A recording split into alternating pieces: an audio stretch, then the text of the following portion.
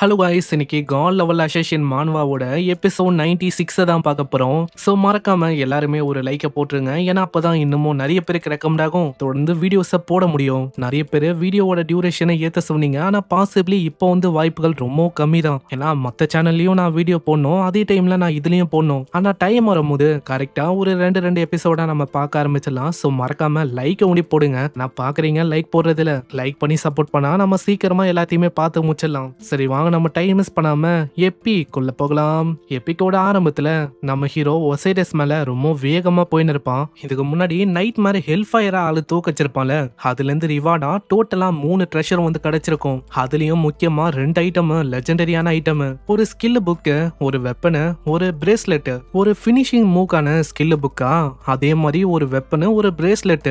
உண்மையிலே இது ரொம்ப நல்ல விஷயமா இருக்குப்பா. அதே மாதிரி அந்த பினிஷிங் மூவை என்னால எவ்வளவு பண்ண முடியுமா?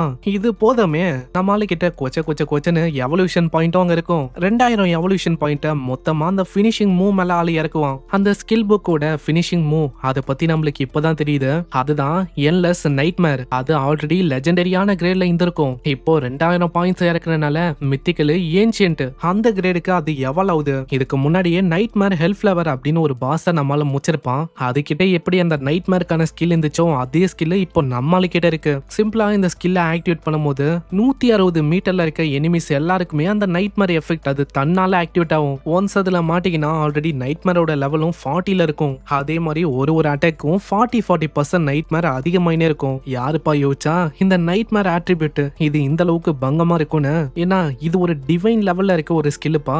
ஒன்ஸ் யாராச்சும் ஒருத்தங்க நைட்மேர் ஸ்டேட்டுக்கு போயிட்டாங்கன்னா அவ்வளவுதான், ஆப்பனண்டால இந்த கேமை விட்டு லாக் அவுட்டோ பண்ண முடியாது. அதே மாதிரி என்கிட்ட இருக்கிற அந்த கர்ஸ் ஃபிளவர் நைட்மேர் கூட ரெண்டுத்தையும் நான் கம்பைன் பண்ணி விட்டேன்னா அவ்வளவுதான், ரியல் வேர்ல்டுலயும் சரி கேம் உலகத்திலயும் சரி மொத்தமா அவங்கள முடிக்க முடியும். பரவாயில்லப்பா, இந்த ஸ்கில் உண்மையிலேயே ஆசமா இருக்கு. யாருக்கிட்ட ஹை லெவலான பியூரிஃபிகேஷன் ஸ்கில்லோ இல்ல ஹை லெவலான ஐட்டம் இருக்கோ அவங்களால இந்த ஸ்கில்ல உடைக்க முடியும். ஆனா அதுக்கு நம்ம ஹீரோட லெவலை தாண்டி அதிகமா இருக்கணும். சரி, நெக்ஸ்ட் ஐட்டம் என்னன்னு பார்க்கலாம். இது ஒரு லெஜெண்டரியான கிராண்ட்சன் மேக்கர் ஸ்வாடா. இது ஒரு அசாசின் டைப்ல இருக்க ஒரு வெப்பன். அட்டாக் பவர் ஒண்டி 1440, ஸ்ட்ரென்த் 168, எஜிலிட்டி 168, பேக் ஸ்டெப் டேமேஜும் 177% அதிகமா கொடுக்கும். இத யூஸ் பண்றதுக்கான ரெக்யர்மெண்ட் லெவல் 24. பாக்குறதுக்கு ஒரு சாதாரணமான சோடா நீங்க யோசிக்கலாம், ஆனா இதுக்கு ஒரு யூனிக்கான எஃபெக்ட் இருக்கு. எப்பயுமே நம்ம ஹீரோ ஒரு பர்சனை கொள்றானா அவங்களோட சோலை இதை அப்சர்வ் பண்ணிக்கும். சோ இப்படி ஒரு டைம் சோலை இதை அப்சர்வ் பண்ணும் போதும் அங்க பேசிக் அட்டாக்கோட டேமேஜும் 200 அப்படி ஏறும். இப்போ பேசிக் அட்டாக்கோட டேமேஜ் நம்ம எவ்வளவு பார்த்தோம், 1440. அங்க இதே மாதிரி 200 ஏறும் போது அது இன்க்ரீஸ் ஆயினே போகும். ஆனா ஒருவேளை இந்த ஸ்வாடோட யூசர் அவரு எந்த போயிட்டாலும் இல்ல இந்த ஸ்வாட அன்னைக்கு பண்ணிட்டாலும் இது வரைக்கும் ஏகப்பட்ட சோலை அப்சர்வ் பண்ணி எவ்வளவு டேமேஜ் ஏத்திருக்கும்ல, அந்த எஃபெக்ட்ஸும் தன்னால அப்படியே மறைஞ்சு போயிடும். இன்னொரு யூனிக்கான எஃபெக்ட் இருக்கு. முன்னாடி ஆப்பனண்ட் கிட்ட ஷீல்டோ இல்ல பேரியரோ ஏதாச்சும் ஒண்ணு இருந்தா இந்த ஸ்வாட வச்சு டேமேஜ் 488% அதிகமா கொடுக்க முடியும். ஆஹா, இந்த கிராண்ட்சன் மேக்கர் இந்த ஸ்வாட் உண்மையிலேயே வேற லெவல் பா. டேமேஜ் எல்லாம் பாக்குறதுக்கு சாதாரணமா இருக்கு, ஆனா போக போக இது ஒரு டெட்லியான வெப்பனா மாறும். ஏன்னா வெறுமா இதோட பேசிக் அட்டாக் அதுவே போக போக 4000க்கும் மேல இன்க்ரீஸ் ஆக போகுது. அது ஒன்றே இல்ல, இப்போ முதுகுல யாரையாச்சும் தாக்குனா 177% அதிகமா டேமேஜ் போகும். இப்போ 4000 அது அப்படியே டபுள் பண்ணா எவ்வளவு, அந்த அளவுக்கு அதிகம். இப்போ இது பத்தாதுன்னு ஷீல்டு பிரேக்கிங் எஃபெக்ட், இந்த மாதிரி டெரிஃபைங்கான எஃபெக்ட் எல்லாம் இதுல இருக்குப்பா. இந்த மாதிரி ஒரு வெப்பன் உண்டி இதுக்கு முன்னாடியே என்கிட்ட இருந்தா அந்த நைட்மேர் ஹெல்ப் ஃபிளவர் எல்லாம் ஒண்ணுமே இல்லாம எப்பயோ ஒரு சேர்த்திருப்பேன். அதே மாதிரி அதோட நைட்மேர் அதையும் என்னால அசால்ட்டா நெலிஃபை பண்ணிருக்க முடியும். சிஸ்டமும் இன்னொரு விஷயத்த இந்த ஸ்வாட பத்தி ஷோ பண்ணும். நம்ம ஹீரோ ஏதாச்சும் ஒரு பர்சனை இப்ப கொல்றானா ஆளு ரீஸ்பான் ஆகும்போது அந்த பர்சனோட மண்டிக்கு மேல ஷேடோவோட கிராண்ட்சன் அப்படின்னு ஒரு டைட்டிலும் டிஸ்பிளே ஆகும். ஆட என்னப்பா இது, பர்மனண்டா அந்த டைட்டில் அவங்களோட மண்டையில இருந்துகினே இருக்குமா? நல்ல வேலை ஷேடோ அப்படின்னு அது டிஸ்பிளே ஆகுது. என்னோட உண்மையான நேம் டிஸ்பிளே ஆகாத வரைக்கும் சந்தோஷம் தான். இப்பதான் எனக்கு புரியுது எதனால இந்த ஸ்வாடுக்கு கிராண்ட்சன் மேக்கர் இப்படின்னு ஒரு பேர் வந்துச்சுன்னு. நெக்ஸ்டா ஒரு பிரேஸ்லெட் மாதிரி ஒரு விஷயம் இருக்கும்ல, அத ஆளு போடுறான். நெக்ஸ்டா மூணாவதா கிடைச்சிருக்கிறது அந்த பிரேசியர் அப்படின்னு ஒரு ஐட்டம். டைமண்ட் லெவல்ல இருக்க ஒரு ஐட்டம் தான் அது. எல்லாம் 30 செகண்டுக்கும் ஒரு மேஜிக் ஷீல்டு நம்ம ஹீரோவை சுத்தி உருவாகும் இப்படின்னு ஒரு ஐட்டமும் இருக்கு. பரவாயில்லப்பா, நான் பண்ண எஃபோர்ட்டுக்கு பயங்கரமாவே அறுவடா இருக்கு. சரி ஏதோ ஒண்ணு. இப்போ கரெக்டா 3 நாள் ஆயிடுச்சு. ஃபெக்கா இண்டஸ்ட்ரியும் இப்போதைக்கு எனக்கு கொடுக்க வேண்டிய அந்த 800 இயருக்கான லைஃப் எனர்ஜி அதை ரெடி பண்ணிருப்பாங்கன்னு நினைக்கிறேன். சரி போய் பார்க்கலாம். அதே மாதிரி அதுக்கப்புறமா லெவல் 25க்கு போறதுக்கான வேலையும் நான் ஆரம்பிக்கணும். இப்படியே ஆளு இன்னொரு புது ஜேர்னிக்காக போறான். சீன் அப்படியே கொஞ்ச நாளைக்கு முன்னாடி என்ன ஆச்சு அப்படின்னு நம்மளுக்கு காட்டுறாங்க. அங்க ஃபெக்காய்வி இண்டஸ்ட்ரி ஆளுங்களுக்கு என்ன பண்ணும் தெரியல. ஏன்னா முன்னாடி ஒரு பயங்கரமான பாஸ் அப்பியர் ஆயிருக்கு. அதோட லெவலும் 18. அதுவும் தொடர்ந்து ஏகப்பட்ட ஆளுங்களை கொல்ல ஆரம்பிக்கும். நடுவுல ஒரு பர்சனும் இருக்கான். யாருன்னு தெரியுதா? ஹிவாங் ஹிப்பிங் இவனோட பேரு. அந்த டிராகனா இருக்கு, ஞாபகம் இருக்கா? அந்த இடத்துல போன வாட்டி நம்ம ஹீரோ தான் வந்து காப்பாத்தவே செஞ்சிருப்பான். ஃபெகா ஹெவி இண்டஸ்ட்ரியோட லீடரே இவங்க அம்மா தான். ஷாடோ அவங்க அம்மா கூட ஒரு டீலிங்கும் அவங்க போட்டிருப்பான். அதுக்கு தான் நம்மாலிங்க வரான். அங்க ஹிவாங்கும் மத்தவங்க கிட்ட சொல்றான், அட யாருமே பயப்பட வேணாம், இந்த மாதிரி நான் இருக்கேன். நான் ஒன்ஸ் அதை பிடிச்ச உடனே எல்லாருமே அட் டைம்ல தாக்குங்க, ஜெயிக்கலாம். அங்க இருக்கிற இன்னொருத்தனும் நம்ம ஹிவாங்க பார்த்து பயங்கரமா கத்துறான். அம்மா ஹிவாங்கு, உனக்கு என்ன பைத்தியமா?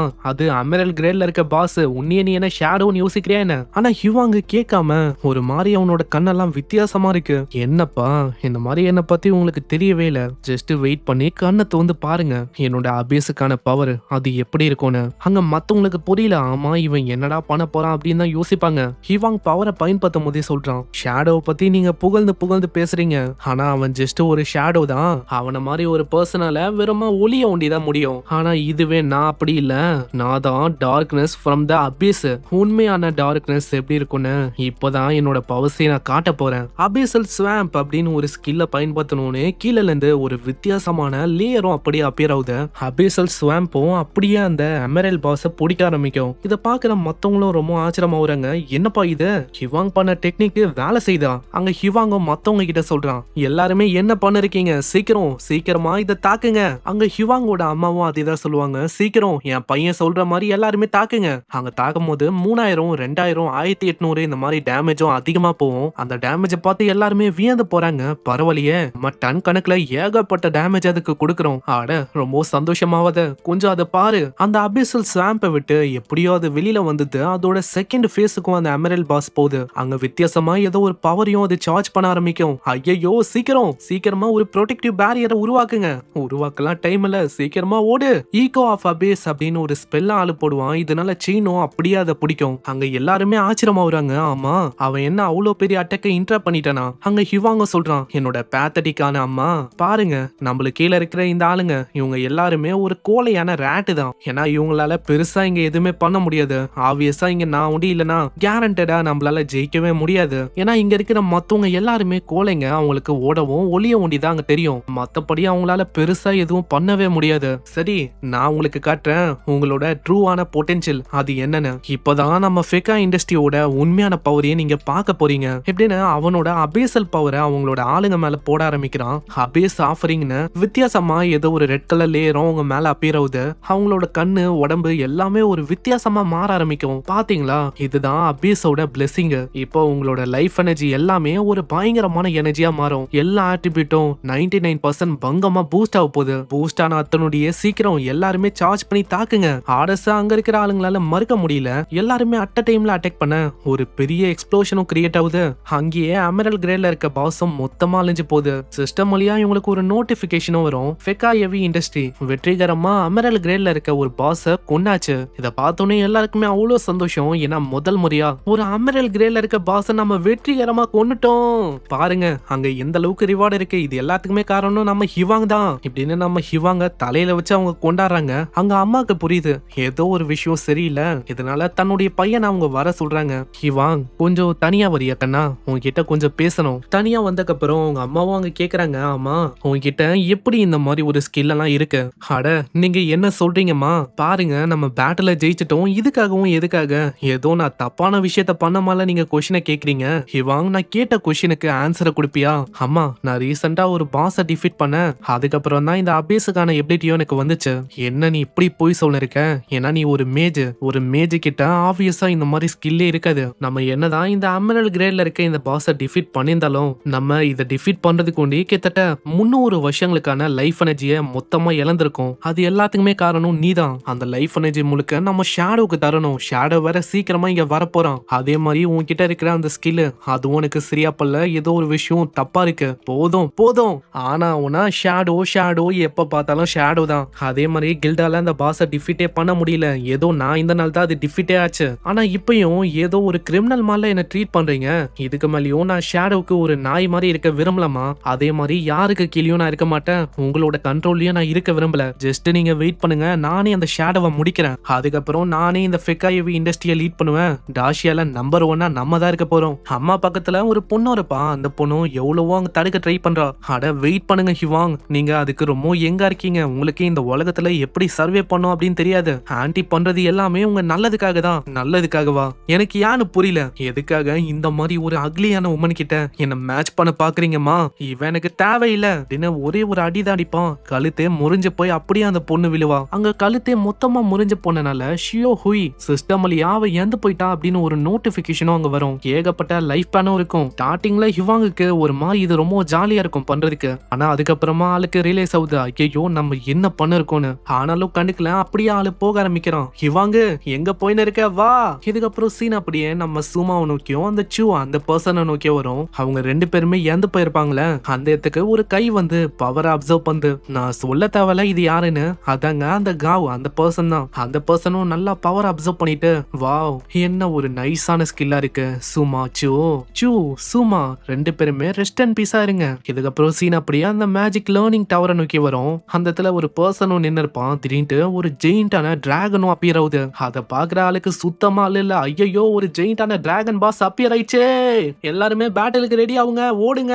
நம்ம ஷேடோவும் சீனாங்க வந்துட்டு, தம்பி ரொம்ப நர்வஸ் ஆக வேணாம், ஏன்னா இது நான் உங்க லீடர் கிட்ட என்னோட 800 இயர்ஸுக்கான லைஃப் எனர்ஜி அதை கலெக்ட் பண்ணலான்னு வந்திருக்கேன். சைட்ல ஒரு பர்சனும் நின்னுங்கனே நம்ம ஷேடோ பார்த்து ரொம்ப ஆச்சரியமா வரான். ஷேடோ கிட்ட ஒரு லெஜெண்டரியான டிராகன் மவுண்ட் இருக்கா, உண்மையிலேயே ஷேடோ அமேசிங். இன்னொரு பர்சனுக்கு அங்க தெரிஞ்சிருக்கு, இப்படி எல்லாம் பண்ணா ஷேடோ முச்சு விட்டுருவான்னு. இதனால ஆளும் மண்டிட்டுங்கன்னு நம்ம ஷேடோ கிட்ட சொல்றான், ஷேடோ இந்த மாதிரி நீங்க தப்பான டைமிங்ல வந்துட்டீங்க ஷேடோ, ஏன்னா கில்டு லீடர் வந்து இப்ப கரண்டா இங்க இல்ல. என்னது கரண்டா இல்லையா? அந்த லேடி என்னை இந்த டைமுக்கு தான் மீட் பண்ண வர சொன்னா, அதான் நான் வந்தேன். அப்புறம் என்னாச்சுங்க ஷேடோ? அது என்னன்னா கில்டு லீடருக்கும் அவங்க பையன் ஹிவாங்கு, அவங்க ரெண்டு பேருக்கு இடையில ஏதோ ஒரு சண்டை போயின்னு இருக்கு.